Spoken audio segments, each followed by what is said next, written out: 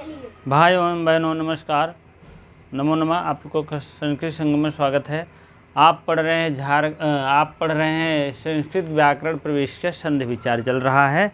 इसको आप लोग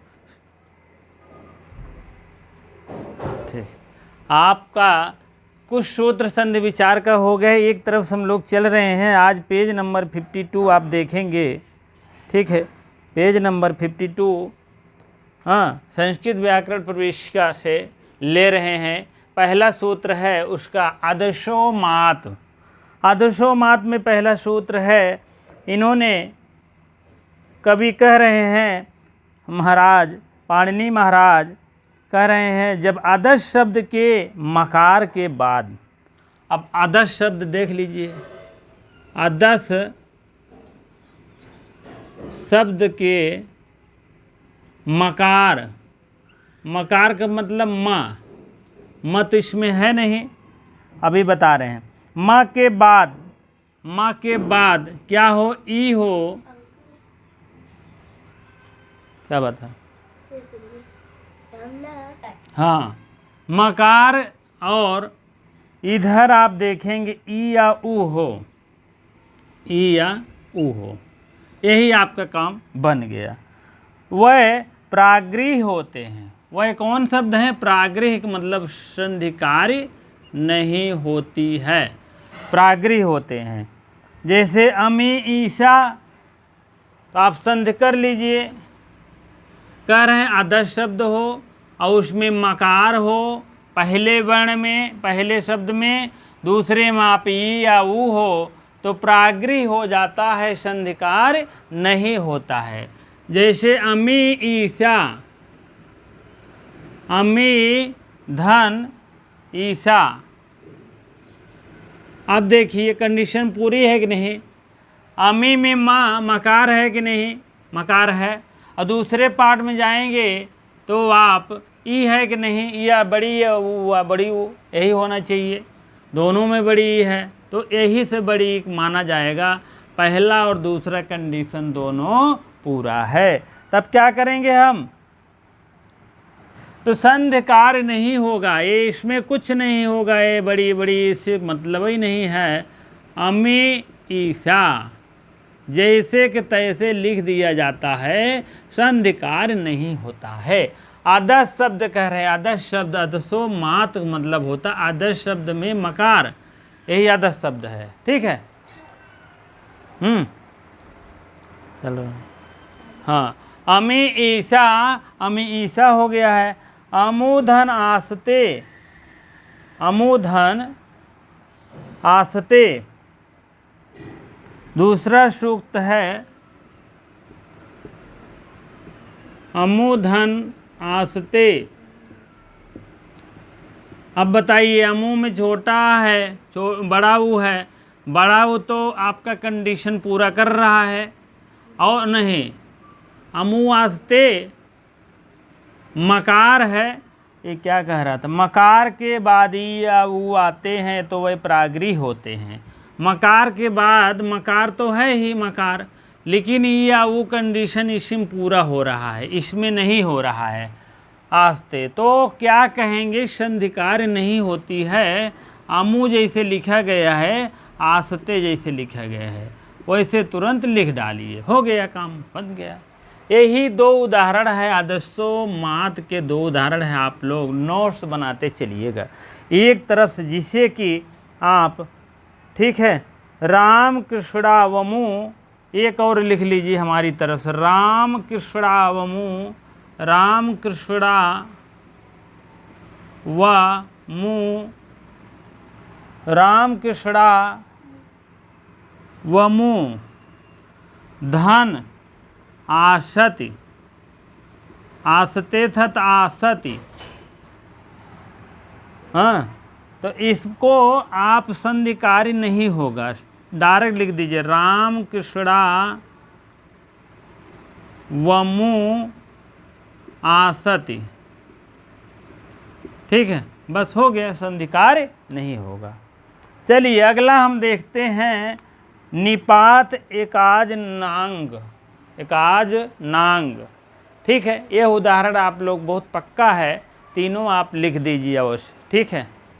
हाँ, अगला सूक्त है आपका एक निपात एकाज नांग, निपात एकाज नांग, ठीक है। अब इस सूत्र में आप लोग देखेंगे कि आंग के अतिरिक्त क्या है, आंग के अतिरिक्त है, आंग के क्या अतिरिक्त है, जो है ये एक स्वरात्मक निपातों के अव्ययों की भी प्रागृह संज्ञा होती है।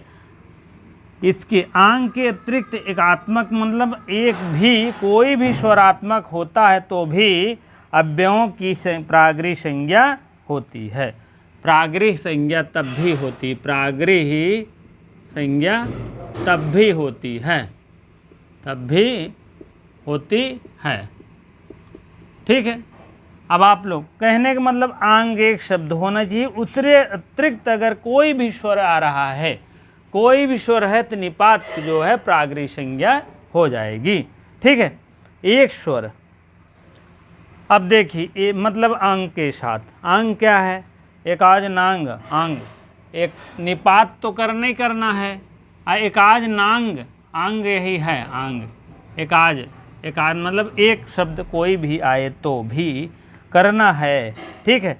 चलिए ई प्लस इंद्र, पहला उदाहरण है पहला आपको, हाँ क्या पहला उदाहरण है, ई धन इंद्र, ई धन इंद्र।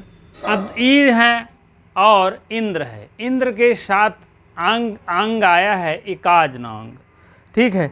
इसमें कह रहे हैं हाँ, ई के अतिरिक्त एकात्मक स्वरों को अव्ययों को प्रागृह संज्ञा होगी, जैसे ई इंद्र उ उमेश एवं आ या एवं नु मन्य से, इस टाइप का है एक स्वरात्मक, एक स्वरात्मक मतलब एक स्वर होना चाहिए, जैसे एक स्वर ए है, ई धन इंद्र तो क्या हो जाएगी, इसकी प्रागृह संज्ञा हो जाएगी, ठीक है। प्रागृह संज्ञा जब हो जाती है तो जान लीजिए संधिकार नहीं होता है, ई इंद्र हो जाएगा, कह रहे हैं एक स्वर होना चाहिए, एक इंद्र हो जाएगा। उ धन उमेश, दूसरा आप देखेंगे एक ही आ रहा ना, एक ही स्वर मतलब एकाज नांग मतलब एक स्वर होना चाहिए, यही तो लिखा गया है ना, एक स्वरात्मक निपात, निपात तो है ही, एकाज नांग मतलब एक स्वरात्मक, एक स्वरात्मक मतलब एक ही स्वर वाला हो, ठीक है। एकाज नांग का मतलब एकाज एक स्वर वाला हो, तो वही एक स्वर वाला हो रहा है, ठीक है। तो वही उमेश बराबर हो जाएगा संधिकार, ये प्रागृह संज्ञा हो रही है, प्रागृह संज्ञा जब भी होती है तो कोई संधिकार नहीं होता है, उमेश हो जाएगा, उमेश, ठीक है। और तीसरा आप देखेंगे तो दो ठे तो हो गया है, आ एवं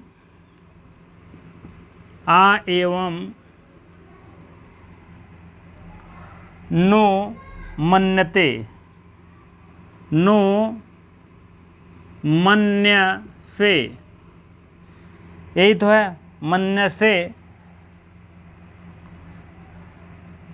आ एवं मतलब यहाँ प्लस लगा लीजिए, आ और एवं नु मन्य से, तो यहाँ भी आपका प्रागृह संज्ञा होगी, जैसे प्रागृह संज्ञा होती है संधिकार नहीं होता है, बराबर हो जाएगा आ एव नो मन्य से, ठीक है। प्रागृह कार्य हो गया है, अब संधि कार्य नहीं होगा। अब एक आक उदाहरण और देख लीजिए, आ एवं आधन एवं किल तत्,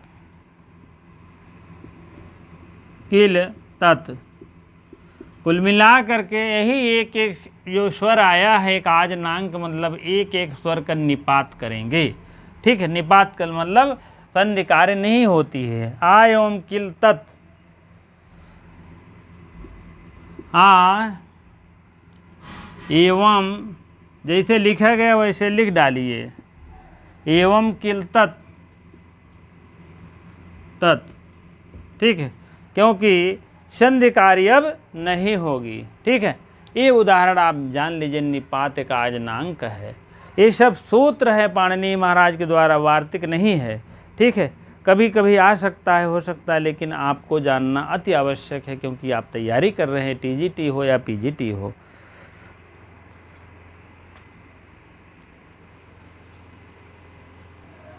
हाँ चलिए, ओत एक सूत्र है 1-1-15 की। 1-1-15 का मतलब है प्रथमा अध्याय प्रथमा पाद के ही 15वां सूत्र है संधि। ठीक है, तो उसमें कह रहे हैं ओत में, जब निपात अव्यय हो, जब निपात क्या हो, अव्यय हो, निपात अव्यय शब्द हो, तब क्या करना चाहिए? अव्यय शब्द हो, अव्यय ओकारांत हो, ओकारांत मतलब ओ से शुरुआत हो, ओकारांत हो, ओकारांत हो।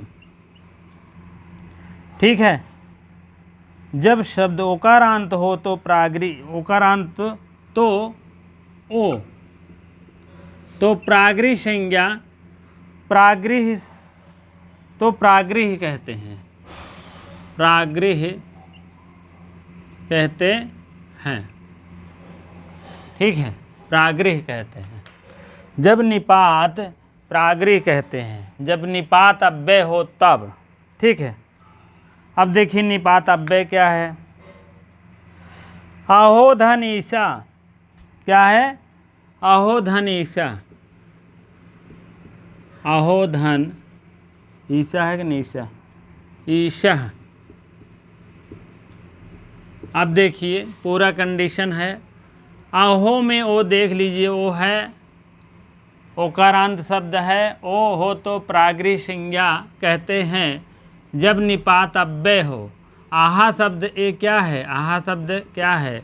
जो है अव्यय शब्द है, निशा हो गया है, तो क्या जुड़ जाएगा? अहो निशा निपात हो जाएगा, तो प्रागृह कहते हैं। प्रागृह मतलब संधि कार्य नहीं होती है। ठीक है, अहो निशा ही हो जाएगा, अहो, अहो निशा नहीं, अहो ईशा, अहो ईशा, जैसे लिखा रहता है वैसे लिखा जाएगा। ठीक है, इसमें कुछ फेर बदलाव नहीं होगा। चलिए अब आगे बढ़ते हैं हम अगली संधि की तरफ, चौथी संधि की तरफ चलते हैं हम। अब अगली संधि है संबुद्धौ साकल्यस्य एता व नार्थे। ठीक है, संबुद्धौ, संबुद्धौ क्या होता है? संबुद्धौ मीन होता है संबोधन, संबोधन, संबोधन के कोई बात रहेगा तो वो संबोधन। ठीक है, साकल्यस्य जान रहे हैं, साकल्यस्य एताम व पाव अनार से। ठीक है, चलिए अब इसमें संबुद्धौ, संज्ञा शब्दों के संबोधन के अंत में संज्ञा शब्द हो, संज्ञा शब्द हो, कोई संज्ञा शब्द हो और संबोधन हो, संबोधन हो, जैसे हे राम न, तो संज्ञा है। तो संज्ञा शब्द संबोधन के अंत में, अंत के ओकार तथा इति, अंत में क्या हो? अंत में ओकार का मतलब ओ,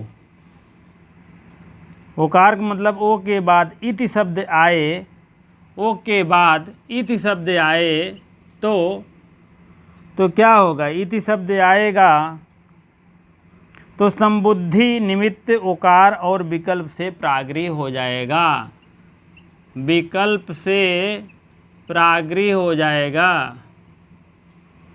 ठीक है, संबुद्धि निमित्तक, संबुद्धि निमित्तक तो होगा ही, संबुद्धि निमित्तक तो होगा ही, लेकिन विकल्प से प्रागृह संज्ञा भी हो जाएगा। विष्णोधन इति, विष्णो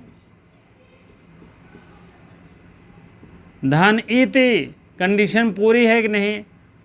विष्णु संज्ञा पद है कि नहीं है, संबोधन है कि नहीं है, हे विष्णु बुलाया जाता ना भगवान विष्णु को।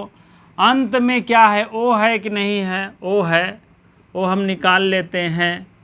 और इति शब्द है कि नहीं, कहन है, कहन सब कंडीशन पूरी है तो ठीक संधिकारी नहीं होगी, क्योंकि संबुद्ध विकल्पक प्रागरी होगा। ठीक है। और एक आपको बता दूं कि प्रागरी संज्ञा लौकिक शब्द है और विष्णु ध्वनित विष्णु, और इसके बाद जो है इसमें संधि का अभाव होने पर विष्णुजित होते हैं। प्रागरी ना होने पर ओ को औ होने पर विष्णु होते हैं, और लोपा साकल्य से वाक का लोप हो जाता है। विष्णु बीती वाक का लोप कर देते हैं तो वही हो जाता है विष्णु इति। ठीक है। अब क्या होगा, अब संधिकारी नहीं होगी। ठीक है। तब क्या होगा, तब जोड़ देंगे विष्णुवित हो जाएगा, विष्णु इति हो जाएगा, विष्णु इति डायरेक्ट कर देंगे। और ये क्या कर दिए हैं, ओ के बाद क्या होता है, अव आदेश होता है, औ के आओ, तो आओ यहाँ लिख लीजिए यहाँ। अब इसमें अचहीनम व्यंजनम प्रेण संयोजित सुरन जोड़ देंगे तो क्या हो जाएगा, विष्णु में आओ हो जाएगा, वो इत इधर आ जाएगी तो क्या हो जाएगी, यहाँ आपको विष्णु ये आ जो है एड़ा में जुड़ जाएगा, वह आ जाएगा, ई छोटी मात्रा लग जाएगी, इति हो जाएगी। ये क्या हो जाएगा, विष्णु वीति हो जाएगा। लोपासाकल्य से विष्णु वीति हो करके लोपासाकल्य क्या हो जाएगा, आओ विष्णुवित, और लोकासाकल्य से वाक लोप होने पर विष्णुवित हो जाएगा। अब इसी वाक को लोप कर देंगे, वाक को लोप कर देंगे तो क्या हो जाएगा, विष्णुवित, वाक को लोप करके क्या करेंगे हम, विष्णुवित कर देंगे, विष्णुवित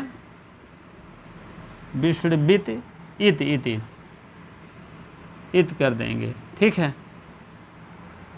कोई बुक में ए वाला सही है और आपकी बुक में ए वाला। ठीक है। कह रहे हैं ओ के स्थान पर अव आदेश कर दिए, विष्णुवित कर दिए, हाँ, तो लोपा साकल्य से वाका लोप कर दिए। लोप तो करता है ना, लोपा साकल्य क्या करता है, लोपा साकल्य जहाँ आएगा या और वा को लोप कर देता है, जान लीजिएगा, दो शब्दों को लोप करता है, या वा को लोप करता है। आप लोग देखे होंगे पहले ही, आप या वा को विकल्प से लोप हो जाता है, जैसे लोप होगा तो विष्णुइति हो जाएगा। तो इसमें जो है एक काम और है, विष्णाविति होता है, थोड़ा सा वृद्धि हो जाता है और लोप होकर उसमें से संधिकार नहीं होती है। ठीक है। ठीक है, ये भी सही है, छोटा रहे या बड़ा रहे तो कोई दिक्कत नहीं है कहने का मतलब। ठीक है। तो कहने का मतलब लोपा साकल्य से ये वाका लोप होता है, विष्णुइत हो जाता है। ठीक है।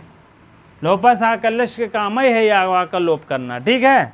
हाँ, तो आप ऐसे भी लिख सकते हैं, सबसे सीधी सी बात है, विष्णुधन इत का विष्णुधन इत ही होगा, इसमें संधिकारी नहीं होगी, सीधी सी बात है। अगर थोड़ा सा और आगे जानना चाहेंगे तो ओ को मतलब निकाल लेंगे, यहाँ पर विष्णु आएगा, विष्णुधन इति हो जाएगा, उसके बाद विष्णु को ओ को अव आदेश करा करके आ इसमें जुड़ जाएगा, और वाक्य में क्या हो जाएगा, छोटी एक मात्रा जुड़ जाएगा, तो विष्णुवित हो जाएगा। विष्णुवित में फिर क्या करेंगे, वा को हम लोप कर देंगे। वा कहता है लोपा साकल्य से वा का लोप करो, सीधी सी बात है।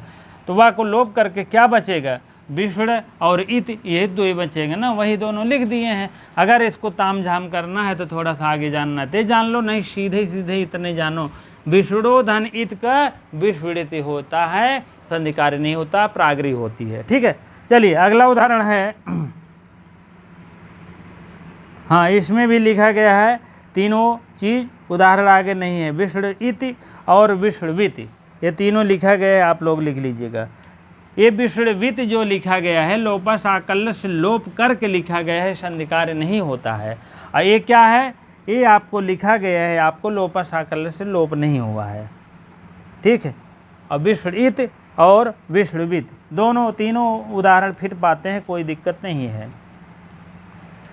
या तो ओ को औ आदेश करा करके तो ए आपका हो जाएगा, आपके देखा जाए तो विष्णु तीनों लिख दीजिए।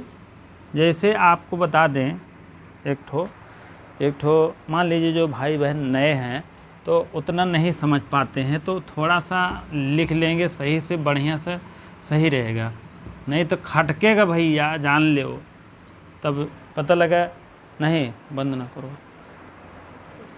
आपको बाद में खटकेगा। मान लीजिए अधूरा ज्ञान कष्टकर होता है, तो इसीलिए मैं थोड़ा सा आपको बता दूं। सबसे पहले विष्णुधन इति आया है, तो सबसे पहले इसको क्या करना है, संबुद्धौ साकल्यस्य एताम ताव अनार्थे। तो साकल्यस्य संबुद्धौ से आप क्या करेंगे, सबसे पहले आप विष्णु इत कर देंगे। यह आपका विकल्प से प्रागृह संज्ञा हो रहा है, संबुद्धौ से विकल्प से विकल्प से क्या हो रहा है, प्रागृह संज्ञा हो रहा है। ठीक है, अब यही बतिया कह रहे हैं हम, ओ को अलग निकालेंगे, कहें निकाला, ओ को अलग निकालेंगे, इत कर देंगे, यहाँ विष्णु धन ए करेंगे, ओ को हम कौन औ आदेश करा देंगे हम, तो जोड़ देंगे तो हो जाएगा विष्णु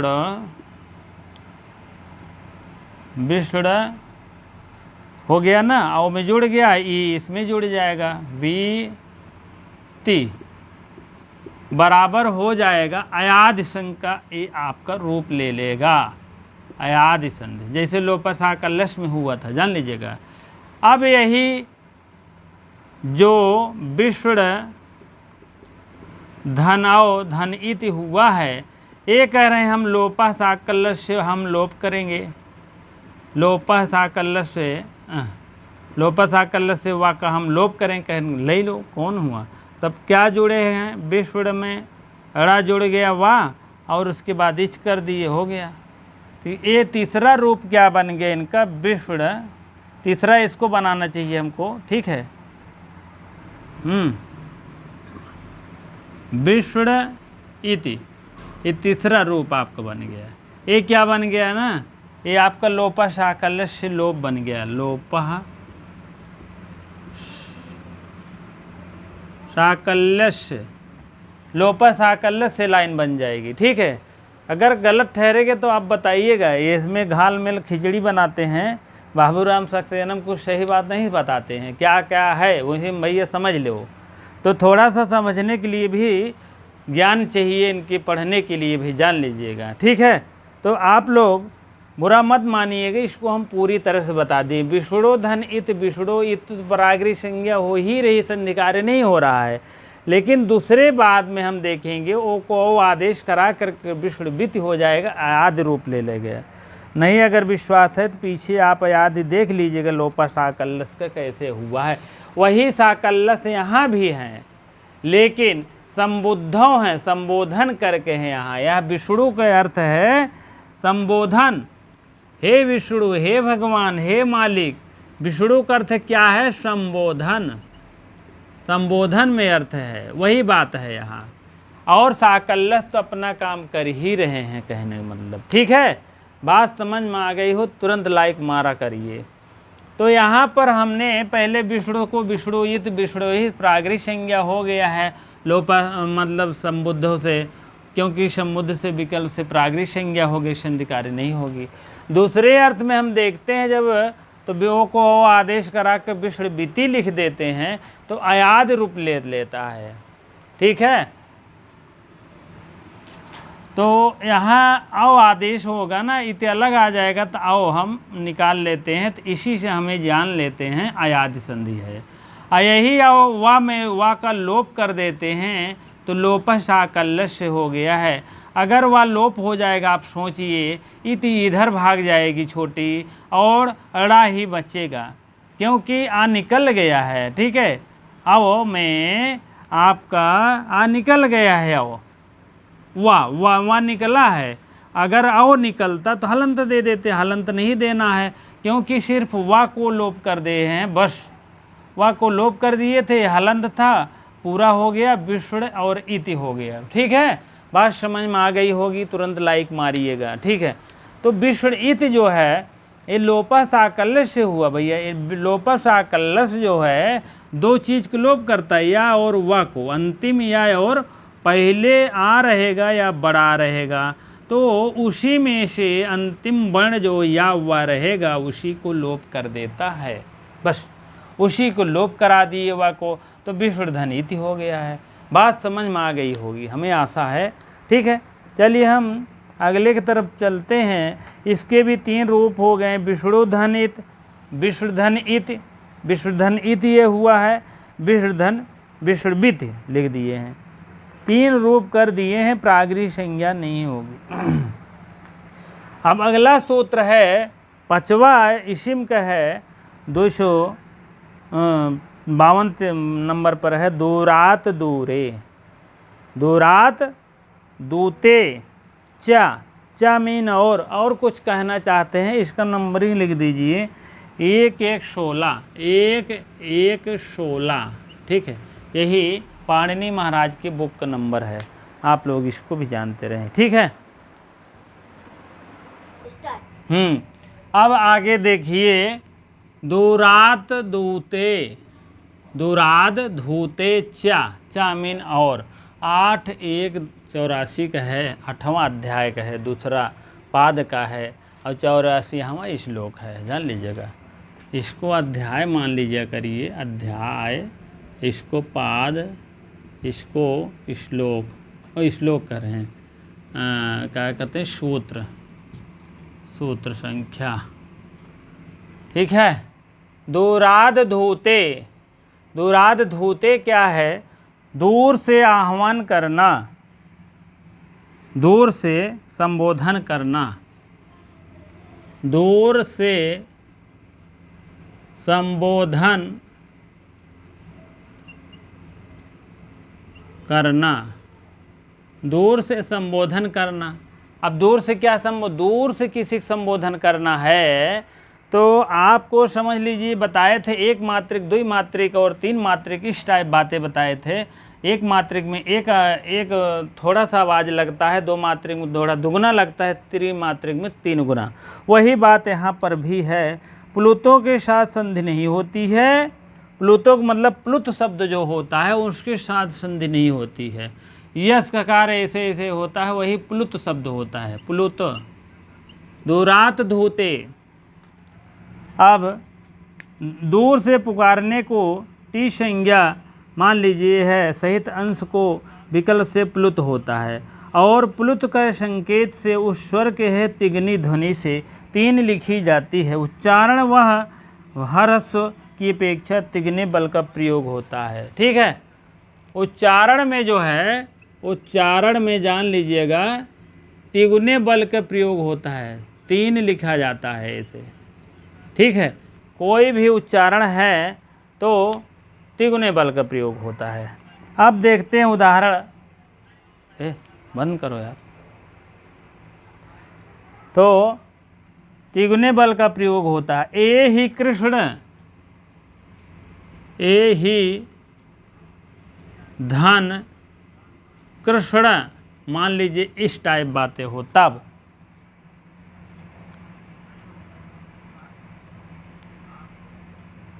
ए ही कृष्ण, ए ही कृष्ण, अभी संधि न करिए, ए संधि ऐसे मान लीजिएगा, ए ही कृष्ण आत्र, आत्र गौः चरति, गौः चरति, चरत के बाद क्या है, टिप्लुत हो गई है।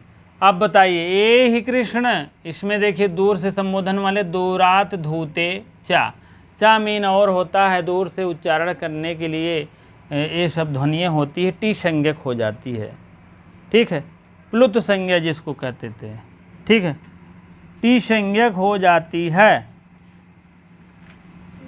पुलुत के साथ अनेक ध्वनि हर्ष के तिगुने ढंग बोलना पड़ता है, तिगुने ढंग में बोलना पड़ता है।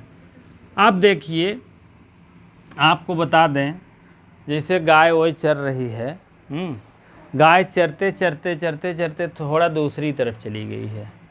कृष्ण तो भगवान कृष्ण तो गाय वो ज़्यादा चराते थे, तो वही बात यहाँ कहा गया है, ए ही कृष्ण अत्र गौ चरती, हे कृष्ण यहाँ आओ। तिगुना बल लगा रहे हैं।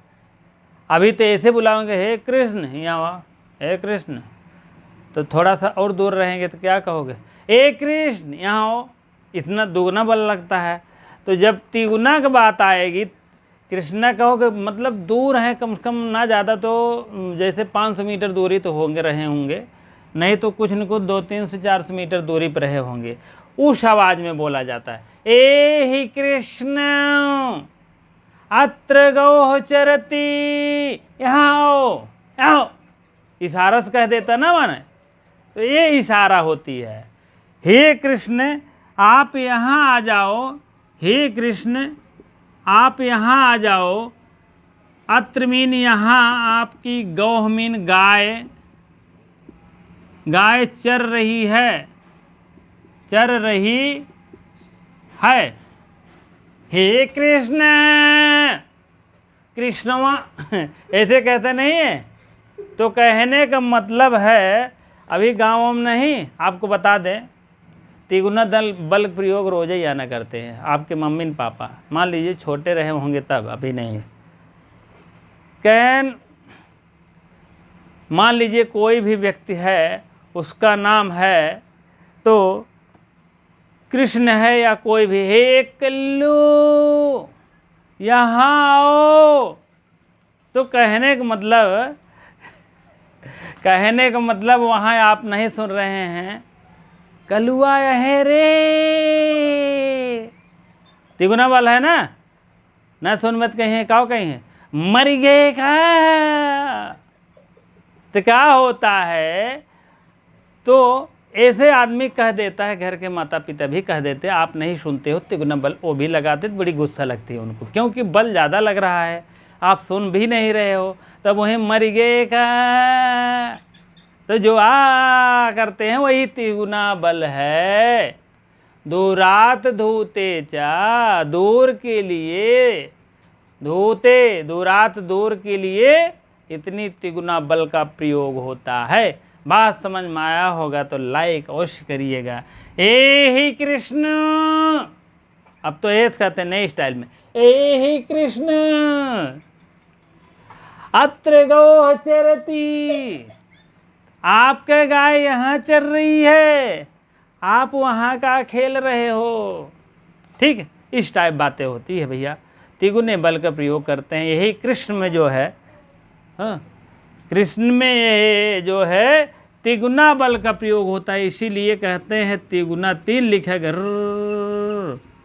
अभी पहले कहानी वानी हम लोग पढ़ते थे, लिखा था गुर्र, शेर गुर्राया, शेर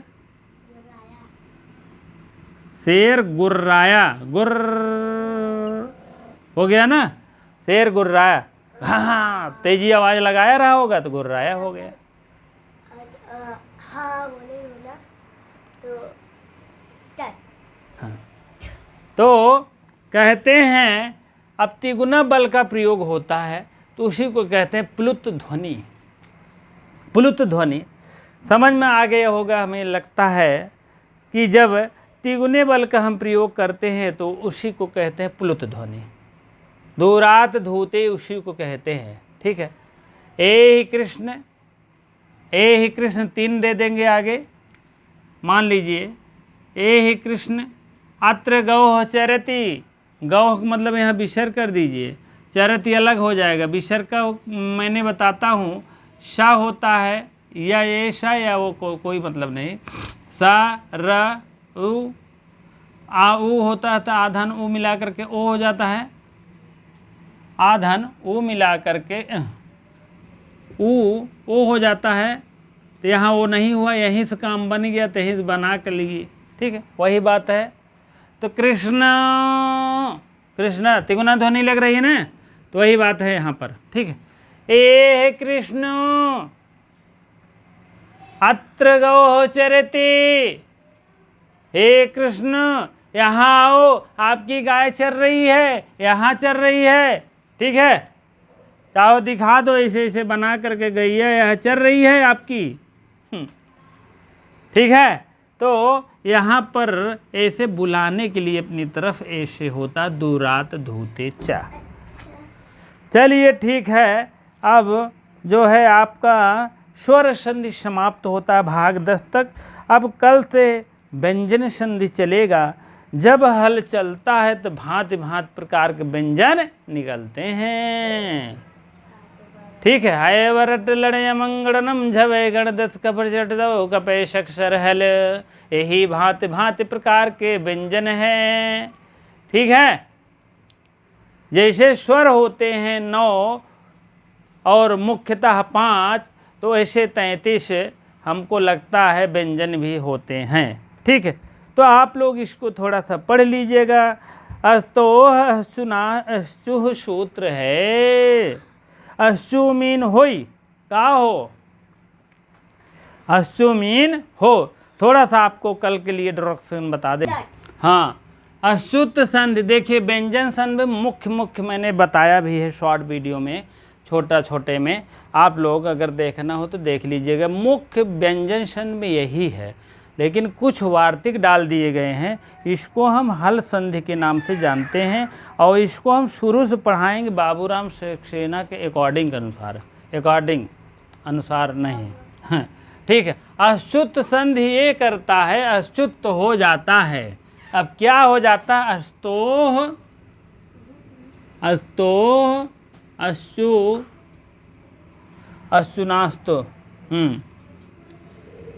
नाश्चु। कहने का मतलब अस्तोह का मतलब सा या ता वर्ग के स्थान पे ए शा या ता चा वर्ग हो जाता है। ठीक है, और अश्चुना चु मीन हो जाता है। ठीक है, इसको हम कल व्याख्या करेंगे। आपको ये बता रहे हैं कितनी इम्पोर्टेंट संधि है। अगर नहीं मान लीजिए जानकारी है तो इतना तो अवश्य होनी चाहिए आपको। ठीक है, अस्तोह वही बात एक बार कह देते, बार बार नहीं कहते हैं पाणिनि महाराज, लेकिन हम कह देते हैं क्योंकि हमको भिड़ाना रहता। अस्तोह अष्टु नाष्टो, अष्टो नाष्टो, ये है ना। अस्तोह के स्थान पर अष्टु हो जाए, ईशा के स्थान पर ई, और ता वर्ग के स्थान पर टा वर्ग, ईशा के स्थान पर ईशा और ता वर्ग के स्थान पर चा वर्ग। बस यही बात है। कल अभी और बताएंगे, खाना एक एक लाइन में करके ऐसे साथ लिखेंगे, एक एक व्याख्या बढ़िया करेंगे कल। ठीक है, आज तो जल्दी है थोड़ा। जश हो जाता है, क्या जश हो जाता है, 2 ठोर एक जस हो ही जाता बा। का हो जाए, पदांत होते एक ठे पदांत होता, एक ठे अपदांत होता। ठीक है, पदांत माने पद होई, अपदांत माने न पद होई, अपद होई। ठीक, अब इसका भी जश तो करना है, और इसका भी जश जसत तो कुछ लोग करते हैं, जसत तो नहीं कहना है। ठीक है, झलाम जशवंते, झलाम माने झलों के, झलाम जशो अंते, यही तो है। हाँ, जनते, और झलाम जश झस, झलों के, झलाम और जस झसी, ये बात है। झलाम मीन झलों के, छक पावर 3, छक पावर 3, झलों के जशोवंते। यहाँ आपका पूर्वपुरुष संधि दिखाई दे रहा है, जैसे 1 पावर पे 1 7 पावर 1। ठीक, जसों के अंत में। अब जस ये भी करता है, ये भी करता, लेकिन समस्या ये है पदांत है या पदांत है, जान लीजिएगा। पदांत क्या है, जैसे कोई भी पद होता है तो पदांत कहते हैं। अपदांत जैसे लब्धन धा, लब्ध, और बुद्धि धन धी, बुद्धि। ठीक है, और उसके बाद आप जानेंगे, आपको बता दें। हाँ, पदांत का मतलब जैसे वागधन ईशा है, वागधन ईशा है, वाग ईशा है तो वाग के एक पद है। लब्धन धा, लभ, लब्ध, लभ, हाँ, लब्धंधा यार, ऐसे है लब्धंधा है ना, तो बराबर हो जाएगा लब्धा। यही बात है, पदांत नहीं है, अपदांत है। चर्त में चर्त हो जाई, चर्त में चर्त हो जाती है। खरिचा, खरी झलाम चरा शिव होता है ना, खरिचा वही सूत्र है, चर हो जाता है। अब चर का मतलब क्या है, थोड़ा सा ये भी देख लीजिए। चर क्या है? खरीचा में जैसे उद धन पन्ना है,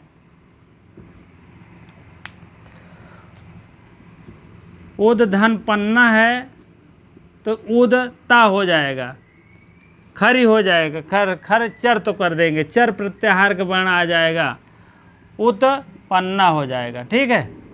लत में ला हो जाता है, सारे में ला हो जाता है, जान लीजिएगा।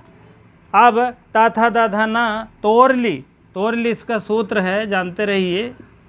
तोरली तो ता था, पहले सबसे पहले क्या था? ता था, ता को तो हो गया और ली को ली हो गया, यही विसर्गवा जो है रा बन गया, सप्तमी एक वचन हो गया। अब ता का ला हो जाता है, बस यही इतना जानिए। तथा दाधा ना को ला हो जाता है। ठीक है, रुको।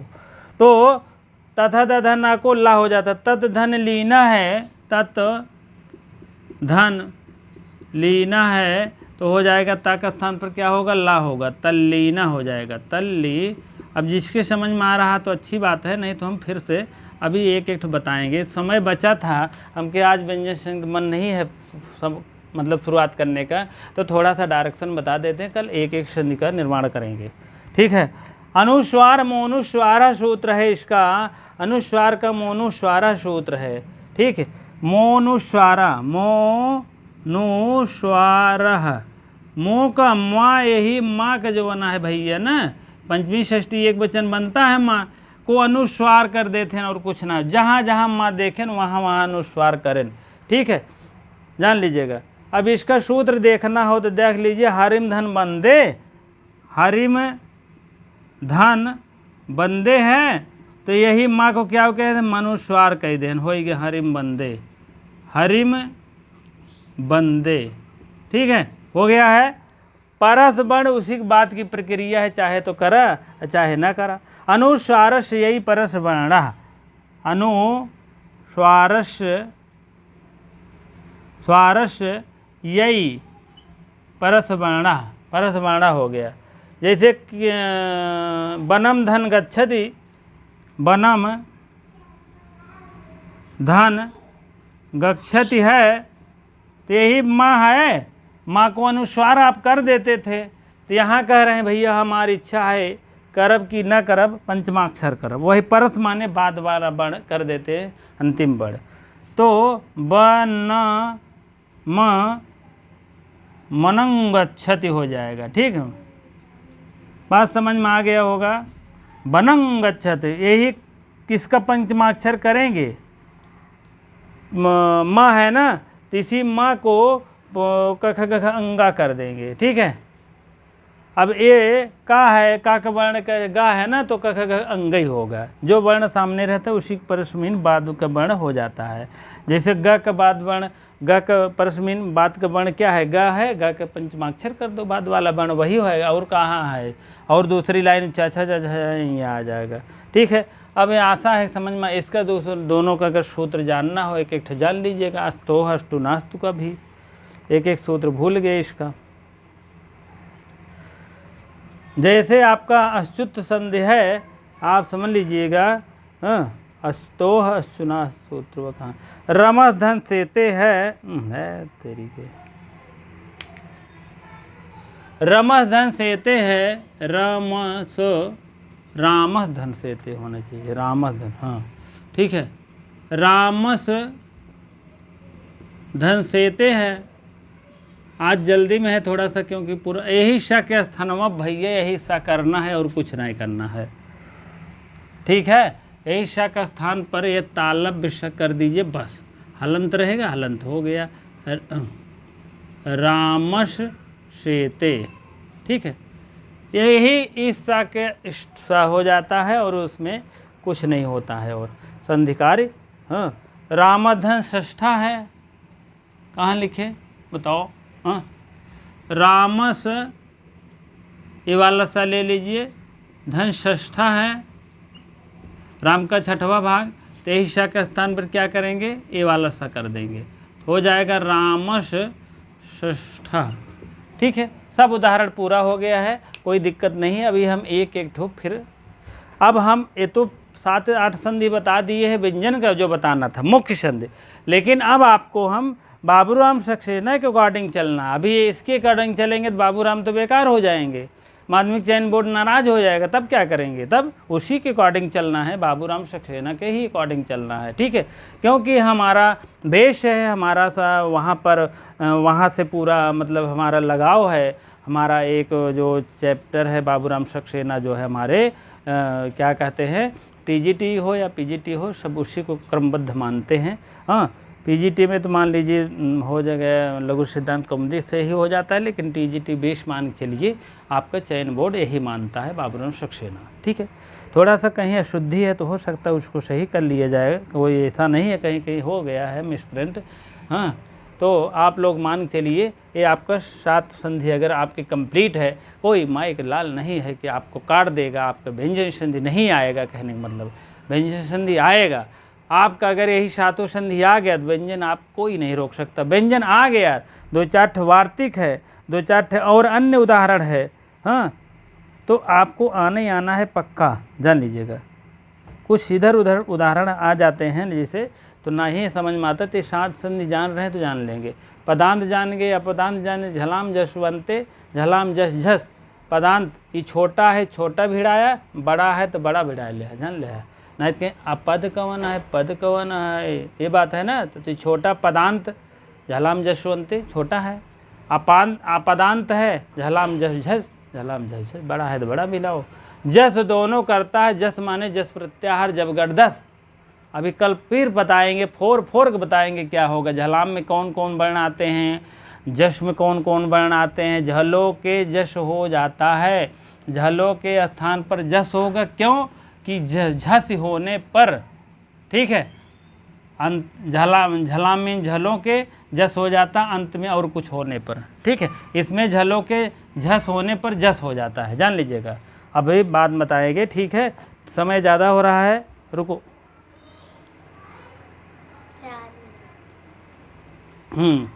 तो आप लोग इसको पढ़ते रहिएगा, लाइक शेयर करते रहिएगा, और उसके बाद गुण गाते रहिएगा, और उसके बाद आपकी समझ में आ ही जाएगा। अभी तो मैं जल्दी जल्दी बताया हूँ, जो बहुत ज़्यादा मान लीजिए अगर जानकारी रहेगा तो पकड़ में आ गया होगा, लेकिन जो पहली बार पढ़ा होगा तो हो सकता है उनकी समझ में ना आया हो, ये भी बात है ना।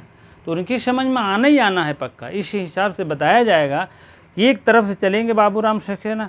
अगर उनको मान लीजिए एकदम नए हैं, उनको नहीं आ रहा है, तो प्ले लिस्ट में रखी गई है 7 संधि, 7 संधि स्वर की, 7 व्यंजन की और 7 विसर्ग की। हमें लगता है वही अगर पढ़ लेंगे, छोटे छोटे वीडियो है तब छोटे छोटे बनाते थे, हाँ, तो उसको देख लेंगे तो हमको लगता है कि यहाँ दिक्कत नहीं होगी, क्योंकि यहाँ वार्तिक भी आ जाएगा, वार्तिक करेंगे, कोई भी संधि आएगा कोई भी। अब देखिए आपको बता दें, अस्तो हस्तुनाष्ट इशु अश्चु 7 संधि रोकता है, जो 7 है अस्तो को रोकता है। रोकतक मतलब है जब शा या टा वर्ग आता है तो उसके स्थान पर हाँ शा के बाद स्थान चा वर्ग नहीं होता। विष धन्ना विष्णा कहना हम न करब, निषेध कर सूतक सूत्र है, जान लीजिएगा। तो इसीलिए ये सब आपको बताएंगे, तो हो सकता पहली बार पढ़ रहे होंगे तो नहीं जानकारी हो सकती है, दिक्कत हो जाएगी। तो 7 तरीके की संधि है, आप प्ले लिस्ट में फर्स्ट क्लास उसको देख लीजिए कम समय में, तब आप इसको पढ़िए। तब देखिए गन गन चलेंगे, जैसे 120 की स्पीड में गाड़ी चलती है वैसे हम लोग चलेंगे। प्रश्न धन्ना, प्रश्न में ये वाला सा है, ये वाला तो कह रहे हैं हम न कर, यही रहा इधर। प्रश्न धन्ना तो प्रश्न नहीं करे, निषेध सूतक सोच है। तो ऐसे ऐसे बीच बीच में जानते हैं उनके लिए बीच बीच में खड़ंजा मिल रहा है, हाँ, हाईवे नहीं मिल पाएगी। थोड़ा सा अगर पढ़ लेंगे 7 संधि स्वर का, 7 व्यंजन का, 7 विसर्ग का, तो हमें लगता है कि कोई दिक्कत नहीं होगी। तब वो भी हाईवे पे चलने लगेंगे, जान लीजिए। नहीं तो खड़ंजा आ जाएगा, दिक्कत हो जाएगी। कहने का मतलब बीच बीच में नहीं समझ में आता है और समझाओ तो दिक्कत हो जाती है। ठीक है, तो ठीक है, इसी प्रकार से सभी भाई बहन देखते रहें और लाइक शेयर अवश्य कर दिया करें। जो भाई बहन नए अगर जुड़ रहे हैं तो अवश्य सब्सक्राइब कर दिया करें। जो पुराने भाई बहन अगर किए हैं तो बहुत बहुत धन्यवाद उनके। ठीक है, आपका जो है आप अपनी जो है अपनी प्रक्रिया से लीन रहिए, क्योंकि रोज़ाना देखिए, पूरा वीडियो देखिए, पूरा ज्ञान लीजिए। आधा अधूरा देखने से, भगा भगा देखने से कोई मतलब नहीं होता है। ठीक है, इसीलिए विधिवत अगर पढ़ा रहा हूँ, विधिवत आप लोग नहीं पढ़ रहे हो तो अब आगे हैं, जान लीजिएगा। ठीक है, चलिए ठीक है। उसी प्रकार से इतनी देर बने रहने के लिए दिखा रहा है, इतनी देर बने रहने के लिए बहुत बहुत धन्यवाद।